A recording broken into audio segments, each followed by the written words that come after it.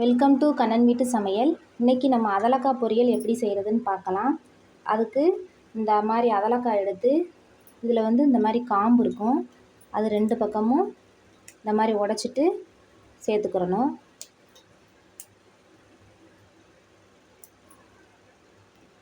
இப்போ எல்லாத்தையுமே உடச்சி எடுத்துக்கிறலாம், காம்பு பகுதியை ஃபுல்லாக.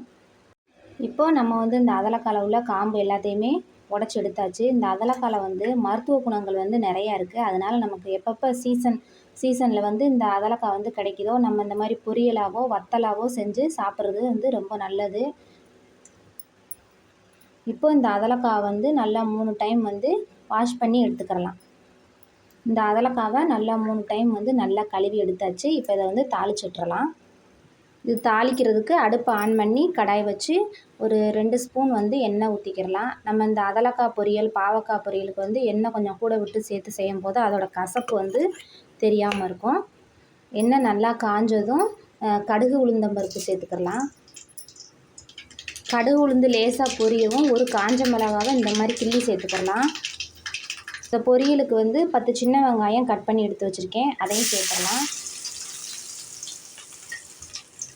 இந்த அதலக்காய் பொரியலுக்கு சின்ன வெங்காயம் சேர்த்து செய்யும்போது ரொம்ப நல்லாயிருக்கும். சின்ன வெங்காயம் சப்போஸ் கிடைக்கலைன்னா நம்ம பெரிய வெங்காயம் சேர்த்துக்கலாம். இப்போ இந்த சின்ன வெங்காயம் லைட்டாக இந்த அளவுக்கு கண்ணாடி பதம் வரவும் நம்ம கழுவி எடுத்து வச்சுருக்க அதலக்காவை சேர்த்துக்கலாம்.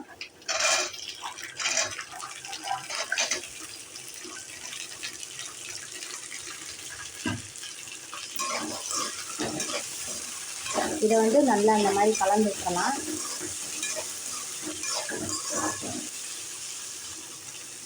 அதலக்காய் சேர்த்துட்டு ஒரு 2 நிமிஷம் கழித்து நம்ம உப்பு இதுக்கு தேவையான மசாலா சேர்த்துடலாம்.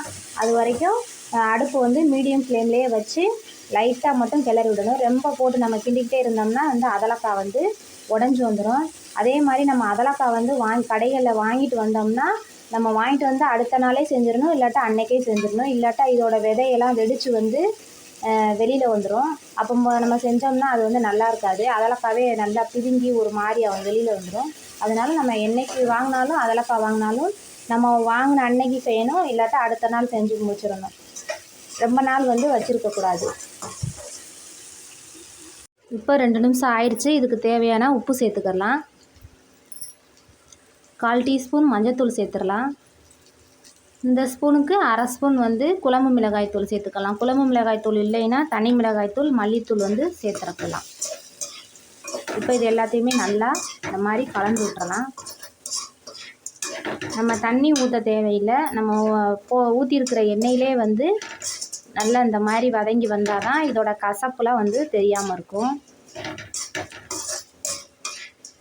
இது நல்லா கலந்து விட்டுட்டு ஒரு 1/2 ஸ்பூன் அளவுக்கு சீரகம் நல்லா இந்த மாதிரி கைட்டை நசுக்கி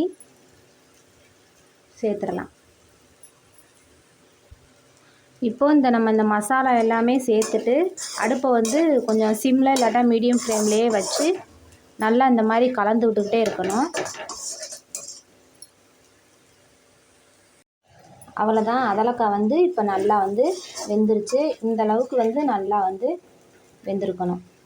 இப்போ நம்ம அடுப்பை ஆஃப் பண்ணிடலாம். இப்போது அதலக்காய் பொரியல் ரெடி ஆயிடுச்சு. நான் இன்றைக்கி இந்த அதலக்காய் பொரியல் முட்டை குழம்புக்கு சைடிஷாக செஞ்சுருக்கேன். இந்த அதலக்காய் பொரியல் சாம்பார், முட்டை குழம்பு, புளிக்குழம்பு, மெயினாக பழைய சாதம் எல்லாத்துக்குமே சூப்பராக இருக்கும். நீங்களும் இதே போல் ட்ரை பண்ணி பாருங்கள். இந்த வீடியோ பிடிச்சிருந்துச்சுன்னா லைக் பண்ணுங்கள். மறக்காமல் கண்ணன் வீட்டு சமையலுக்கு சப்ஸ்கிரைப் பண்ணிக்கோங்க. தேங்க்யூ ஃபார் வாட்சிங்.